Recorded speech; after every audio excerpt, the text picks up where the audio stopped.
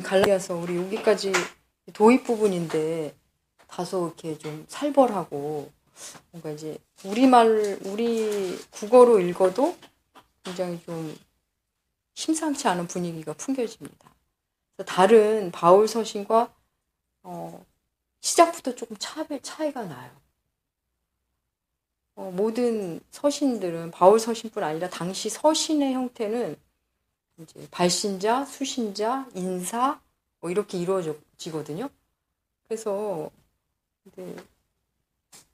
바울이 자기를 소개하는 것도 굉장히 길죠. 그리고 감사에 대한 얘기도 없어요.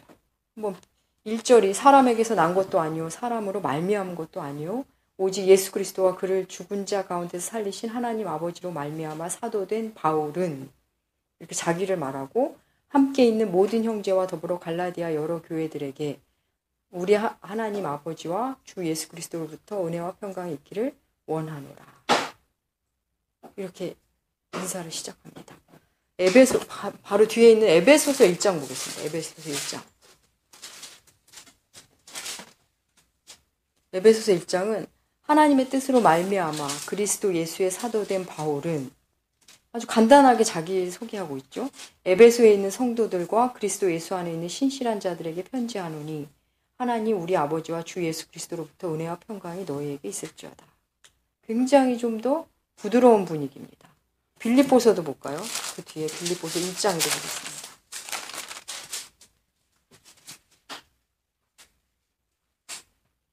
그리스도 예수의 종 바울과 디모데는 그리스도 예수 안에서 빌립보에 사는 모든 성도와 또한 감독들과 집사들에게 편지하노니 하나님 우리 아버지와 주 예수 그리스도로부터 은혜와 평강이 너에게 있을지어다. 에베소서와 빌립보서는 굉장히 비슷해요. 에베소에 사는 그리고 그리스도 안에 에베소에 있는 성도들 그리고 곧장 은혜와 평강이 너에게 있을지어다. 축복의 말을 하거든요. 근데 갈라디아서는 다짜고짜 사람에게서 난 것도 아니고 사람으로 말미암은 것도 아니고 자기 사도된 바를 사도직에 대한 설명이 되게 깁니다. 그리고 굉장히 단호하게 보여요. 이것만으로도 우리가 눈치챌 수 있는 게 갈라디아 교회들로부터 사도성을 의심받은 거예요. 그래서 자기 사도성을 공격받았기 때문에 내가 사도된 것은 사람들로 말미암은 게 아니다. 사람에게서 나온 것도 아니고 나는 신적 신적인 기원을 가진 사도직이다. 내가 사도가 된 것을. 그것을 밝히면서 시작합니다. 굉장히 흥분조죠. 왜 아니겠어요? 이 갈라디아 지역이 저도 별로 유심히 안 살펴봤는데 우리 영마 형제랑 가면서 갈라디아 지역이 어디냐면요. 굉장히 넓은 지역입니다. 우리 사도행전에서 이고니온, 비시디아, 안디옥, 더베, 루스드라 이 지역이 다 갈라디아 지역. 그래서 딴 데는 에베소에 있는 교회, 빌립보에 있는 교회인데 여기는 갈라디아 여러 교회들에게 이런 표현이 나와요. 그래서 당시의 교회는 가정교회 형태였잖아요. 가정의 형태로. 그곳에 많은 교회들에게 쓴 편지입니다. 그런데 그 교회가 전부는 아니겠지만 사도 바울에 의해서 설립된 교회들도 많을 거라고요. 그렇죠? 그랬는데 함께 그렇게 시작했건만 사도성을 의심받는 물론 이제 내용 면에서 이제 은혜에 대한 얘기가 주축을 이루지만 자기의 사도직을 먼저 이야기하는 게 그들에게 중요한 겁니다. 그들에게 자기의 사도직을 인정받아야만 무슨 말이 의미가 있게 전달되잖아요. 의심하고 있으면 전혀 들어오지 않겠죠. 그래서 그것을 설명하는데 이렇게 길게 한 것입니다. 사람에게 난 것도 아니고 사람으로 말미암은 게 아니라 나는 하나님 아버지로 말미암아 사도됐다. 근데 그 하나님 아버지는 어떤 하나님 아버지냐면 예수 그리스도와 그를 죽은 자 가운데서 살리신 그 하나님 아버지. 그래서 나는 그분으로 말미암아 사도가 된 나 바울은 이렇게 말하고 있는 겁니다. 그래서 바울은 당연히 우리가 사도 바울이라고 부르죠. 왜냐하면 당시에 사도는 누구를 얘기하는 거였죠? 12제자. 예수님과 3년 함께 먹고 자고 한 12제자에게 사도란 칭호를 썼거든요. 근데 바울이 사도 바울이라고 본인도 얘기하고 있고 또 교회 안에서 인정도 받고 있어요. 근데 그거에 대한 이의를 제기하고 있는 겁니다. 그래서 이거에 대한 설명을 이렇게 안 할 수가 없었던 상황이 된 거죠. 인간적으로 보면 사도 바울의 마음이 굉장히 아팠을 것 같아요. 근데 아무튼 이 맥락 속에서 사람으로 말미암는 게 아니다. 이제 은혜도 마찬가지죠. 은혜. 같은 맥락에서 보시면 될 것 같아요. 그래서 사실 오늘날 우리에게 좀 적용을 해본다면 신학 공부는 누구나 할 수 있습니다. 불자도 저는 신학할 수 있다고 봐요. 공부로서는. 근데 이제 목회자가 되는 것은 그야말로 사람으로 말미암은 거냐, 하나님으로 말미암은 거냐. 그 주변 사람이 궁금해할 수도 있죠. 저 사람 정말 목사 될 만한 사람인가? 아니면 본인도 이게 과연 내가 막 하고 싶어서 하는 건가? 아니면 하나님으로 말미암은 건가에 대한 고민과 확증을 갖는 시간들을 누구나 갖습니다. 사실 거의 신학교 가는 분들은 그런 고민을 안 하는 분은 없어요. 그래서 그럴 때 이제 소명과 사명의 얘기를 하죠. 부르심을 받은 자냐 아니면 내가 그냥 막 사명감으로도 갈 수 있거든요. 그런가 하면 자원과 순종에 대한 측면도 있습니다. 그래서 여러분 교회 우리가 말씀 안에서 우리가 신앙생활할 때 자원이 아름다울까요? 순종이 아름다울까요? 그죠. 둘 다 아름답죠. 그러니까 신앙에서는 교리적이 항상 무 자르듯이 딱 되는 건 아니죠. 그래서 자원하는 심령으로 출애굽기에서 성막 건축할 때 동참하는 사람들이 자원하는 심령으로 했잖아요. 얼마나 아름다워요. 그죠? 근데 민수기에 보면 그 모세에게 저항하는 레위 사람들 있잖아요. 고라 자손. 그 사람들도 우리도 레위 지파인데 자원하는 심령이었을지도 몰라. 물론 교만에서 나온 거겠지만 왜 당신만 하나님의 음성을 듣냐. 당신과 우리가 다를 게 뭐가 있냐. 근데 하나님은 그들에게 그걸 원하시지 않았어요. 그냥 순종을 원하셨어요. 그래서 사안에 따라 다를 수 있는 것 같아요. 그리고 한 사람의 신앙 여정에 따라 다를 수 있는 것 같아요. 어떤 시기에는 순종이 가장 아름다운 최고의 선이 될 수 있고 어떤 시기에는 그냥 억지 순종이 아니라 자원하는 마음으로 하는 순종이 제일 아름답겠네요. 그러고 보면. 예. 소명이랑 사명 차이 들었는데 예. 부르심을 받았다는 걸 본인이 느끼는 거잖아요. 그렇죠. 본인과 하나님 사이에서가 가장. 근데 이제 사명을 받는 사람들도 부르심을 받았다고 생각하고 사명을. 그렇죠. 예. 예.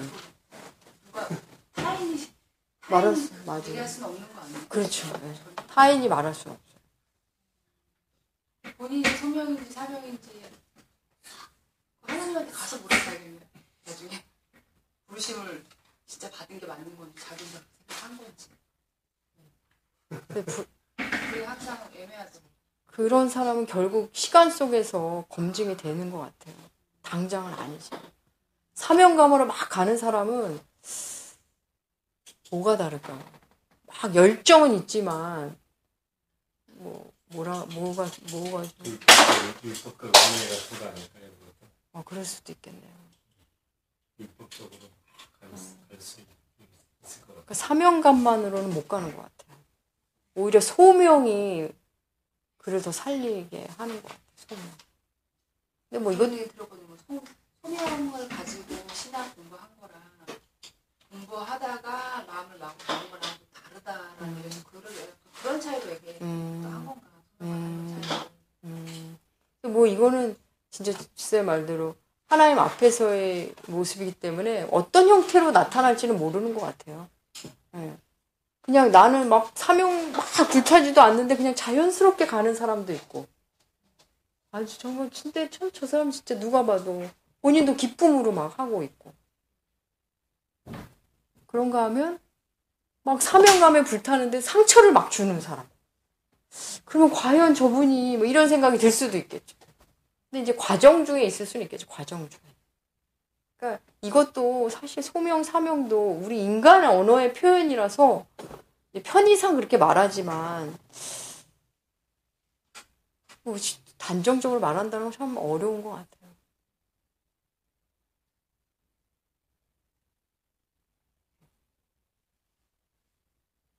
그래서 부름받아서 가는데 어떤 이는 진짜 도살장에 끌려가는 소처럼 부름받은 사람도 있고 막 기쁘게 가는 시간 속에서 알아가겠죠. 네.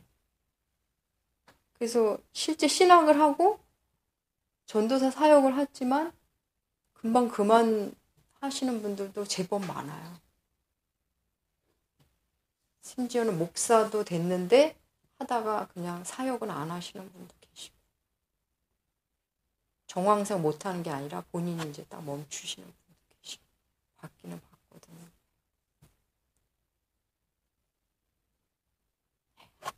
아무튼 사람에게서 난 것이 아니고 예수 하나님 아버지로 말미암아 됐다. 그래서 복음을 전해주는 사람이 누구인지도 사실은 굉장히 중요합니다.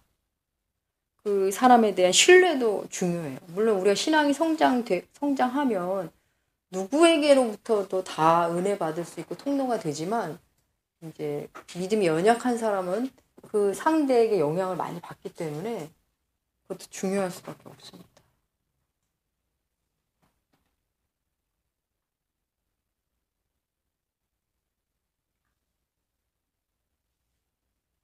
이게 좀 이거 말씀드릴까 말까 했는데, 이 얘가 조금 조금 다를 수는 있어요. 다를 수 있는데, 여러분, 타고난 게 좋은 걸까요? 노력형이 좋은 걸까요? 저 가수는 타고났어. 저 가수는 진짜 노력형이야. 어떤 칭찬을 좋아하세요? 타고났다라는 게 조금 더 칭찬의 극치로 느껴지긴 하죠. 일단 타고나면 부러움의 대상이 되는 건. 그렇죠. 예, 노력하면 보면 뭐 부럽거나 뭐 그러진 않을 것 같은데 저렇게 하면 저 정도는 돼야지. 타고나면 질투심도 느껴지고 그런 건 있어요. 이게 뭐 분야에 따라 다르지만 막 좋아하면서 노력을 해도 안 되는 경우는 있어요. 그런 거 그냥 뭐 그 분야의 프로가 아니라 취미로 하면 좋겠죠. 좋아하고 노력도 엄청 하는데 안 되는 경우가 있죠. 그리고 타고난 거에 멈추고 또 노력 안 하는 사람도 사실 있죠. 성악가 조수미 씨가 이제 서울대 음대 다니다가 이탈리아인가로 유학을 갔는데 너무 잘하는 거예요, 이 사람이 노래를. 그래서 노력을 안 했어요. 웬만큼을 하니까 자기 하나도 안 해도 어느 정도 하는데 근데 교수님이 괜히 교수님이 아니죠. 그의 교만을 아주 신랄하게 막 그런 식으로 할 거면 때려쳐라 막 이러신 거예요. 그래서 그 사람이 그때 무너지면서 열심히 하는 사람이 됐다. 자기 얘기를 하면서 그런 걸 봤거든요. 그래서 그런 것 같아요. 내 안에 무엇이 있는가를 이제 청년기에 만나면 좋죠. 잘하는 것과 타고난 것과 뭐 이런 거. 그걸 잘 이제 여러 가지를 해보다 보면 알 수 있겠죠. 좋아하면서 잘하는 거. 유익하게는 노력합니다. 유익하게. 그렇지, 개인에게. 그래서 뭐 타고난 사람은 못 따라가 이런 것도 맞는 말이지만 노력하는 사람은 못 따라가 이것도 맞아요. 그렇죠? 그래서 뭐 절대적으로 뭘 이렇게 얘기하기는 다 어려운 것 같아요. 예전에 제가 학생들 가르칠 때 공부를 아니 제가 학교 다닐 때인가 해도 안 되는 사람을 보면 좀 마음이 이렇게 안쓰럽다 그럴까? 그래서 안 해서 못하는 애보다 했는데 안 되는 게 더 마음이 아프더라고요. 안 해서 안 되는 애는 하면 될 것 같은. 근데 이게 더 나쁜 거더라고. 아예 안 하는 애들이 정말 나쁜 거잖아요. 얘는 이제 언젠가는 결실을 보겠지. 그래서 무슨 얘기하다 여기까지 나왔지? 예. 그래서 아무튼 우리가 나중에 맥락에서 만나겠지만 실력이 있다는 거. 이번에 펜싱에서 금메달 딴 사람인가? 그 사람이 나는 할 수 있다. 뭐 이렇게 쉬는 시간에가 나는 할 수 이렇게 말했잖아요. 근데 실력이 있는 사람이 나는 할 수 있다 해야 하는 거예요. 아예 실력이 없는 사람이 기본 기가 없으면서 할 수 있다. 이건 아무것도 아니에요. 우리의 신앙도 이럴 때가 있다는 거죠. 뭔가 뿌리와 뭐 하나님과의 관계와 뭐가 있는 상태와 없는 상태가 달라요. 그래서 우리가 착각하는 게 공부 하나도 안 하고 하나님 앞에서 시험 잘 보게 뭐 아는 거 나오고 이게 그런 거예요. 아무것도 없이 할 수 있다 하는 거. 근데 연습과 피나는 노력과 이게 있는 사람이 할 수 있다 하면 그때 기량이 나오겠죠. 그래서 뭐 실력 안 되는 사람이 읊조린다고 해서 되는 건 아니라는 거죠. 우리의 신앙도 이런 케이스들이 가끔 있죠. 예, 아무튼 사도 바울이 갈라디아 교회한테 자기에 대해서 이렇게 설명을 해야 됐었어요. 근데 이게 단순한 사도직의 변명, 사도직에 대한 얘기라기보다는 은혜 역시 사람에게서 난 것이 아니라 하나님에게 난 거다. 구원 역시 사람에게서 난 것이 아니라 하나님으로부터 난 것이다를 이 맥락 속에서 보시면 됩니다. 근데 갈라디아 교회가 빌립보서 같은 경우는 내가 너희를 위해 간구할 때마다 너무 기쁘고 감사하다 막 이런 표현이 있거든요. 그래서 막 사랑이 넘쳐나요. 편지만 읽어도. 근데 여기는 그런 게 없어요. 심지어는 갈라디아 4장 16절 보겠습니다. 갈라디아서 4장 16절. 예, 권사님 읽어주세요.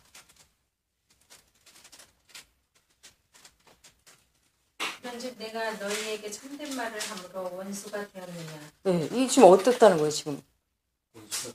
갈라디아 교회와 사도 바울과의 사이가 좀 심각한 사이인 게 드러났어요, 편지에서. 그죠? 그전에는 안 그랬는데, 이렇게 돼버렸나 봐요. 다시 앞으로 돌아가겠습니다.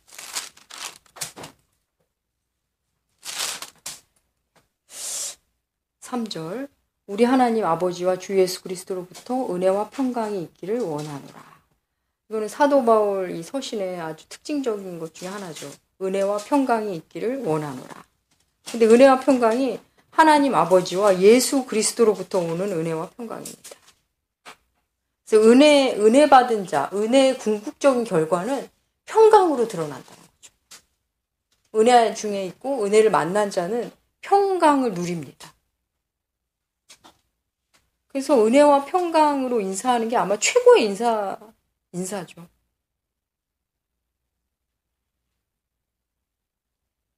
그런데 우리가 나도 예수님을 믿는데 난 지금 내 안에 복음이 있는데 현실 속에서 내 안에 복음이 힘을 발휘하지 못할 때가 많죠. 나는 여전히 세상에 끌려다니고 왜 복음이 나한테 파워풀하지 못할까? 여전히 나는 두렵고 그 다음에 자유하지 못하는 현상. 그러니까 평강이 없는 나날이죠. 평강이 없는 날들. 왜 그럴까요?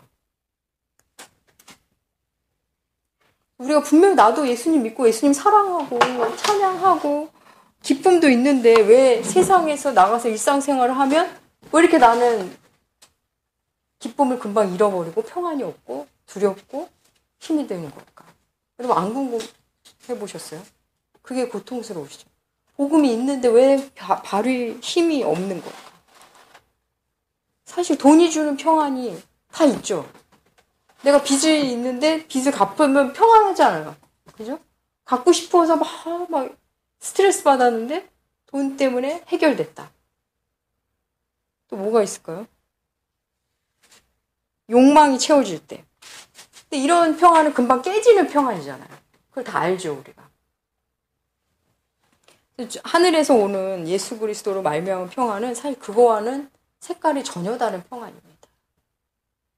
그래서 세상 사람들이 볼 땐 채워지지 않았는데도 평안해. 내가 볼 땐 너무 없는데 평안해.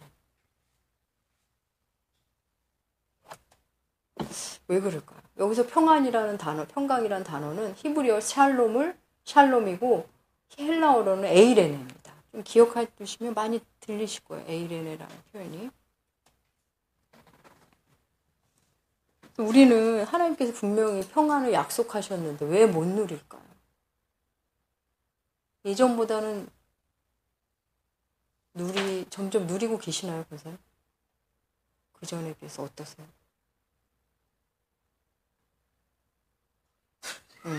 뭐 그런 영역도 있죠. 만약에 단번에 힘 있는 신앙생활, 힘 있는 파워풀한 신앙생활이 가능하다면 성경이 필요 없을 겁니다.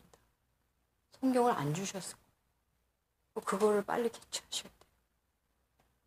그래서 뭐 그런 비유 많잖아요. 뭐 빗물을 받고 싶은데 그릇을 엎어놓아서 물을 못 받는 거다. 그릇을 뒤집어 놔야 물을 받는데 뭐 그것도 맞는 말인 것 같아요. 이미 물은 내려오고 있어. 근데 그걸 못 받는 거는 나의 마음의 그릇이 뒤집어져 있기 때문에 뭐 그것도 괜찮은 표현일 것 같아요. 제가 요즘에 몸이 좀 많이 힘들어져서 근육을 키우고 있거든요. 뭐 대단한 거 하는 건 아니고 이제 근육을 좀 만들어야겠더라고요. 결국은 근육량이더라고요. 그래서 뭐 계단도 요즘에는 웬만하면 걸어 올라오고 근육을 만드는 거예요. 근데 진짜 근육 만드는 사람들 보면 대단하잖아요. 근데 원래 근육이 잠재되어 있는 거잖아요. 어쨌든. 그거를 키울 수는 있죠, 우리가. 안 키울 수도 있지만 키울 수도 있죠. 원래 없던 근육, 그러니까 뭐라고 표현을 해야 되죠, 집사님? DNA. 유전인자가 있어야. 우리 몸에 내재된. 그게 있어요. 있는데 그 근육을 키우고 맛보는 거는 훈련이 필요한 거죠. 그래서 영성도 그렇다는 거죠.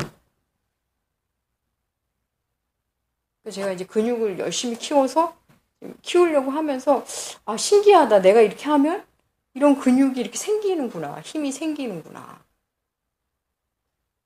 그래서 우리도 그렇다는 거죠. 하나님이 이미 주신 그게 다 있어요. 근데 그거를 키워 나가야만 영적인 실력이죠. 이거는 다 은혜 안에 들어온 사람들의 얘기겠죠. 그죠? 전달이 되십니까, 집사님? 네.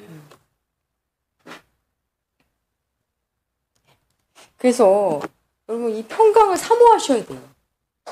은혜 받은 자로서, 은혜 안에 있는 사람으로서. 그래서 쉬 흔들리지 않고 일희일비하지 않는 삶. 너무 흠모했거든요, 저도. 지금도 흠모하고.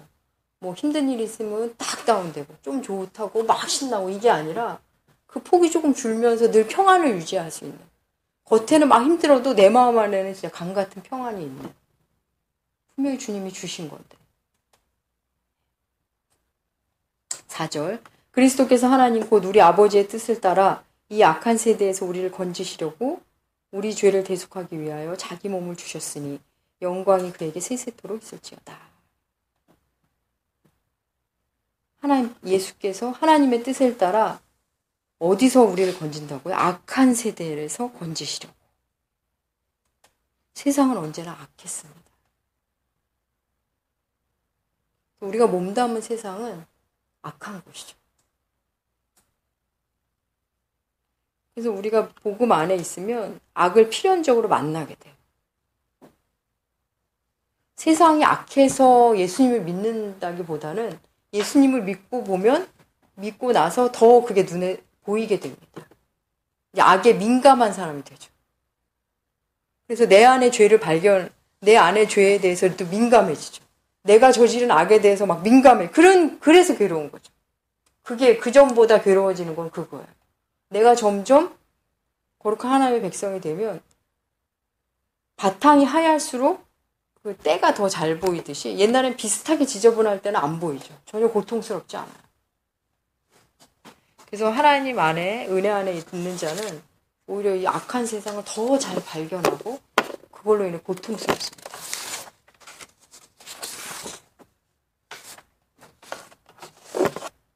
그리고 예수님에 대해서 어떻게 표현하냐면 자기 몸을 주셨다. 우리 죄를 대속하기 위해 자기 몸을 주셨다. 몸이라는 실체를 주신 거예요. 그 마음을 주셨다. 뭐 그것도 맞지만 이 몸과 마음만 묵상해도 우리가 굉장히 많은 깨달음을 얻을 수 있는 것 같아요.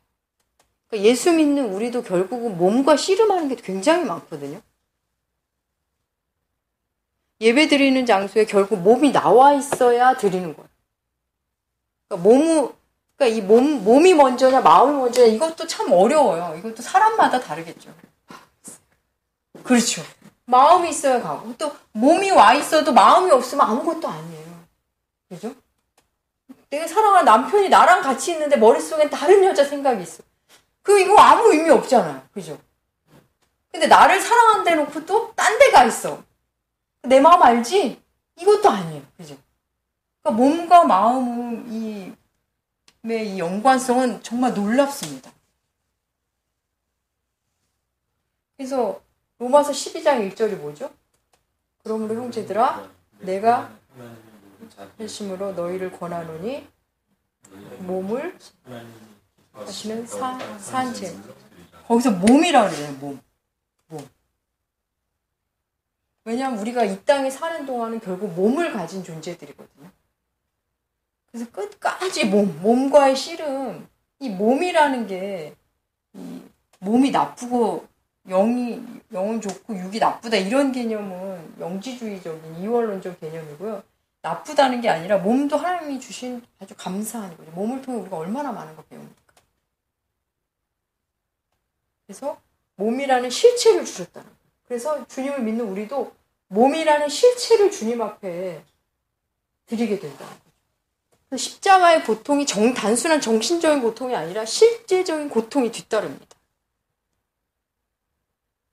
또 예배도 몸으로 드리고 봉사도 몸으로 하고 뭐 섬기는 것도 다 몸으로 하고 우리가 이 몸을 잘 이렇게 다스려야 돼요.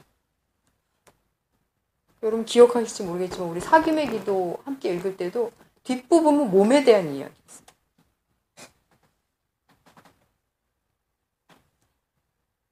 내가 주체적인 마음의 선택으로 몸을 움직이는 거.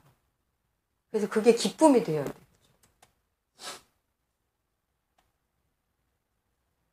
그게 가장 아름다운 것 같아요. 억지 헌신, 억지로 누군가를 섬기고가 아니라 내 주도적인 선택 하에서 그래 해야지 해서 기쁜 마음으로 몸을 움직여서 하는 거. 그게 최고 좋은 것 같아요. 그게 진정한 자유자의 삶이겠죠. 자유자로서의 삶. 그래서 몸과 마음이 따로 노는 건 참 고통인 것 같아요. 내가 이 사람을 사랑하는 척하는 거지 사랑하지 않는다. 너무 고통 아닙니까?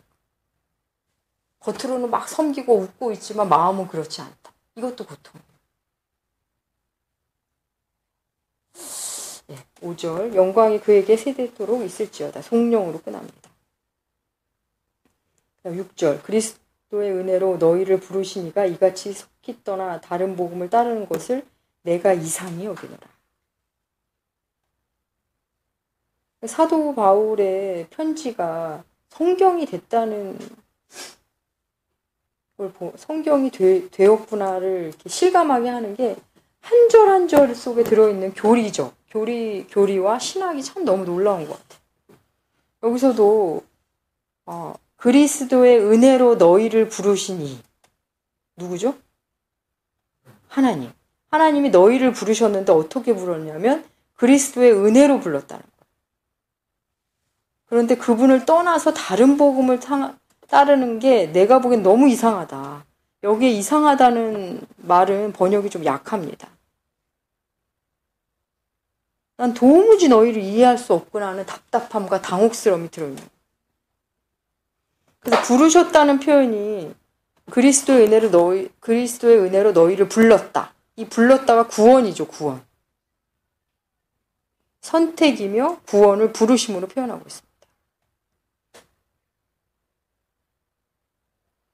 그래서 우리를 그리스도 예수님의 은혜로 불렀다. 이게 복음이 가장 압축적으로 말한 표현이 될 수 있어요. 예수님의 은혜로 우리를 부르신 하나님.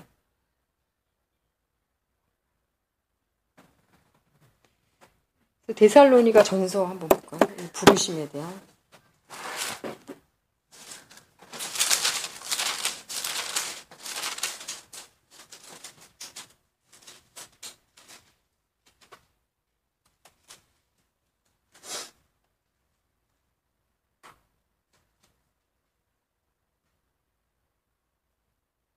데살로니가 후서네요. 데살로니가 후서. 데살로니가 후서. 잠깐만요.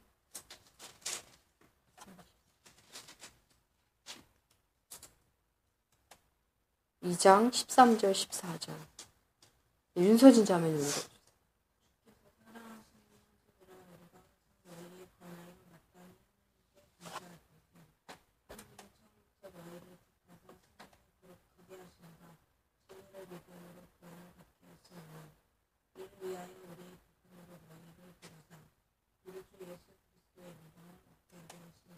예, 요것만 보죠.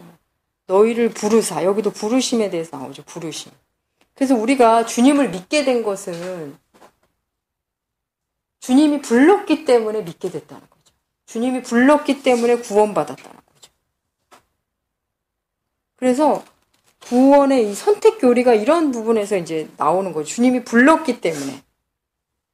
그래서 형근 형제가 지난주에 질문했잖아요. 그럼 안 부른 사람들은 뭐냐. 그 얘기죠. 왜 그 사람들은 어떻게 하나님 그러실 수 있느냐. 전에도 한번 이런 측면으로 설명을 한 게 생각이 나요.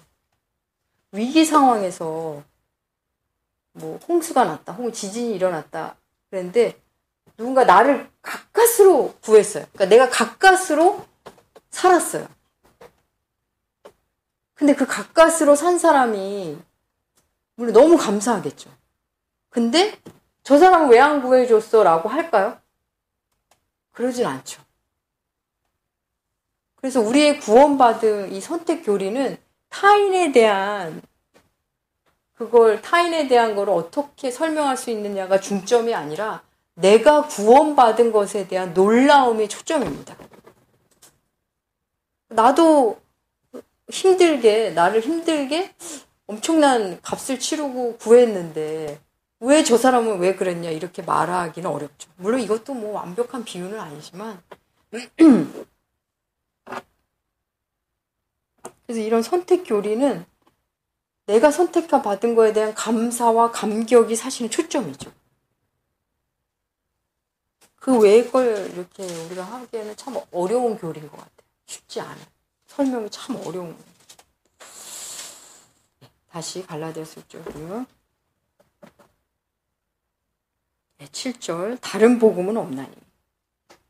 유명한 여기서의 복음은 지금 갈라디아 교회들의 특징이 완전히 다른 종교를 믿는 게 아니라 변질된 복음. 다른 신을 숭배하는 게 아니라 복음의 변질. 그러니까 이단이에요, 이단. 오늘날로 표현하면 이단에 대한. 진리에 대해서 다른 접근을 하는 게 아니라 아예 다른 복음, 본질이 다른 것들에 지금 흔들림을 받고 있음을 알 수 있습니다. 교란하여. 어떤 사람들이 너희를 교란하여. 흔들고 부추겨서 그리스도의 복음을 변하게 하려 함이라. 잠깐 쉬었다 하겠습니다.